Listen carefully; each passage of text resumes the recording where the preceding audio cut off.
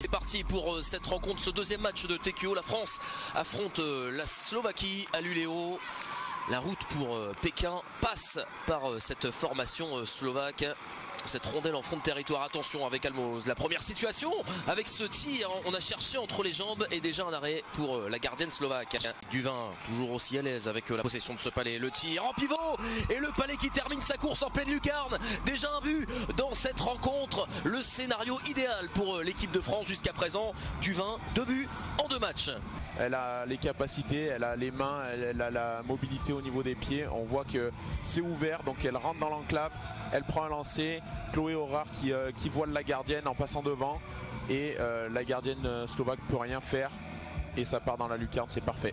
Avec le tir lointain et l'arrêt solide de la part de Baldin. Et derrière, il y a du grabuge devant les filets de la gardienne française.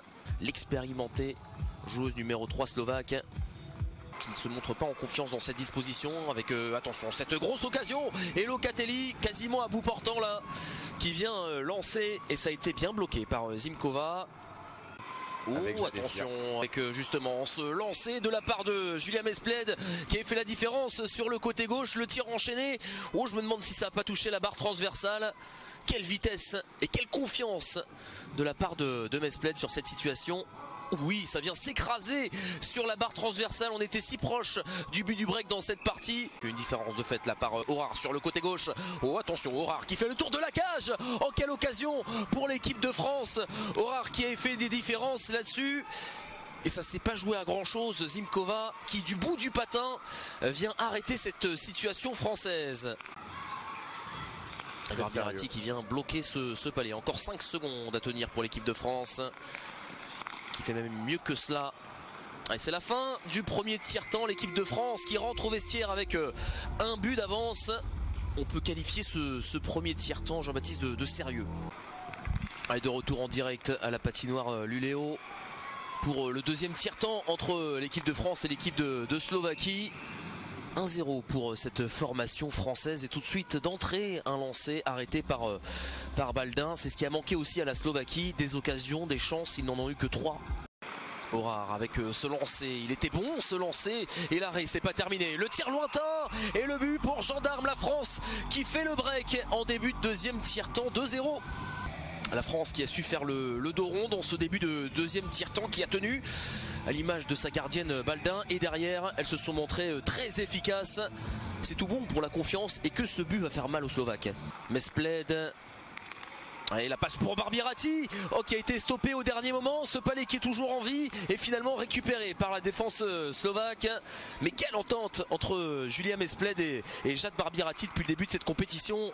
Attention, Passard, une fois, 2 fois, le tir à bout portant de Escudero. Et c'est un arrêt pour Zimkova, que l'on était proche du double break dans cette partie. Les Françaises qui montrent énormément d'envie, à l'image de Passard qui a récupéré 2 palais là consécutifs, coup sur coup en zone offensive. Mais les Françaises autour de Baldin qui tiennent bon pour le moment. Ouais, elle est lancée à la cage. Attention avec cette superbe passe. Et quel arrêt sans rebond laissé par Baldin.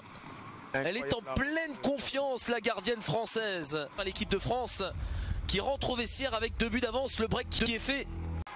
De retour en direct de la patinoire de Luleå pour tout de suite ce troisième tiers-temps et déjà une occasion pour la Slovaquie. Le décalage pour Rosier, la passe pour le 1-2, le tir de Rosier qui passe à côté des buts.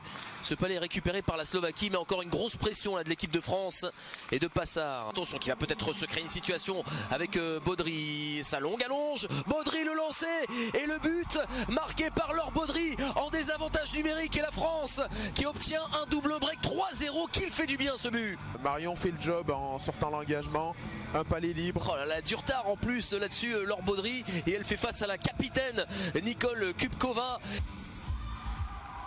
Un engagement remporté par la Slovaquie. 1,39 encore à faire dans cette disposition. Les Slovaques qui font circuler et sont à la recherche de l'ouverture. La passe à la bleue pour Kubkova. Le tir lointain qui vient heurter le montant. Attention, le rebond laissé par Caroline Baldin qui, je crois, a fait l'arrêt et maintient sa cage inviolée. Quelle occasion pour la Slovaquie. Et une fois de plus, Caroline Baldin qui fait le boulot. Incroyable arrêt. Le but de rentrée. Attention, oui, Caroline Baldin face à Kupkova, le face à face et la réduction de l'écart, le premier but encaissé par Caroline Baldin dans ce tournoi et 2 petits buts d'avance désormais pour l'équipe de France. C'est la capitaine qui vient sonner la révolte là-dessus. Ouais, elle n'a pas tremblé, joueuse d'expérience, Kupkova, on le disait, joueuse qui a l'expérience olympique déjà. Bon lancer, mi-hauteur, côté bouclier. Avec Linkova, la passe derrière, une dernière situation peut-être avec un tir et c'est un dernier arrêt pour Caroline Baldin. Victoire de l'équipe de France qui la tient, sa finale face à la Suède. Les Bleus qui continuent de monter en puissance dans ce tournoi et qui disposent de la Slovaquie 2 jours après leur succès solide face à la Corée.